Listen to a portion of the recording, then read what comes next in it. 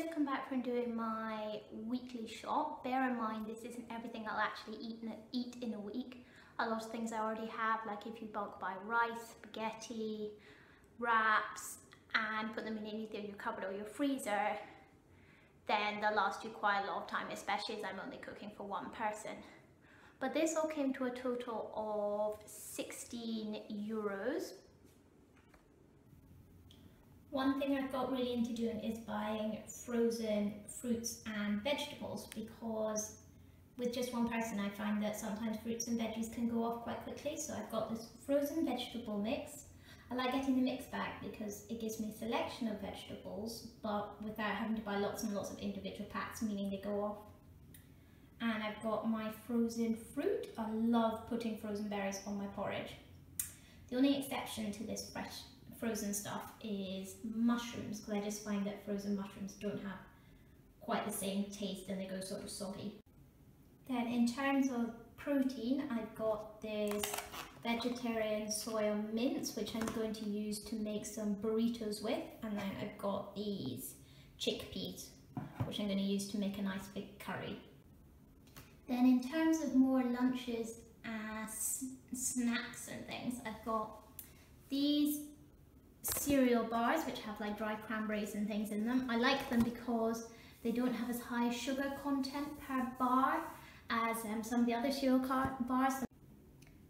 The macros are actually pretty solid. You've got 100 calories, you've got 3.5 grams of fat, you've got 16 grams of carbs, of which of that only 6 grams is sugars, and then you just kind of got a bonus 1.5 grams of protein. Then for lunches, I've got some cheese, which is the only non-vegan item in my shop, and some bread as well. I don't think I could ever do a low-carb diet with no bread.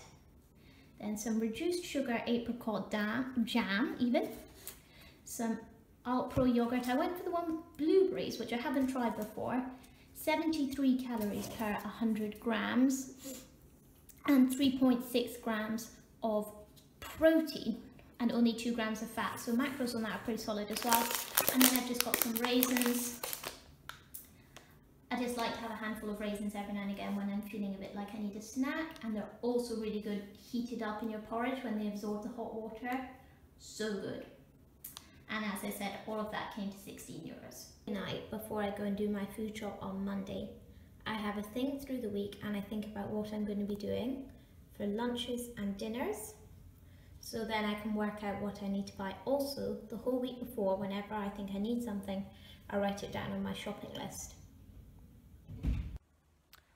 On Tuesday, I'll do my meal prepping for the week.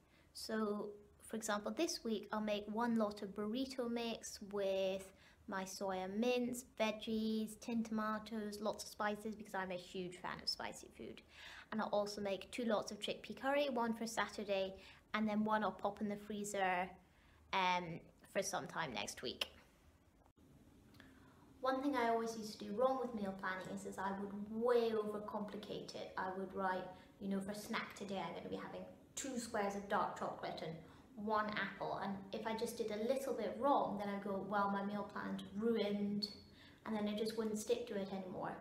I find an approach like this, where I've got my main meals laid out, which I put it in the morning so I know how many spare calories I have for things like, you know, snacks or a cheeky soya latte at Starbucks. Means that I have that flexibility to allow me to adapt to the goings on of the day, but I also do have an element of structure.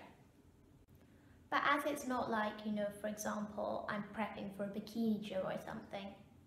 If it happens one day that I end up going out for dinner when I'd written on my meal plan I was going to have, for example, chickpea curry, it really doesn't matter. You know, the next day I just wake up and I go back to my plan, I go back to my calorie plan and my macro plan, and life goes on. One cheat meal is not going to make you fat in the same way that, you know, one healthy meal isn't going to make you skinny. This lifestyle is all about making sustainable long-term changes. You don't really have to give up anything.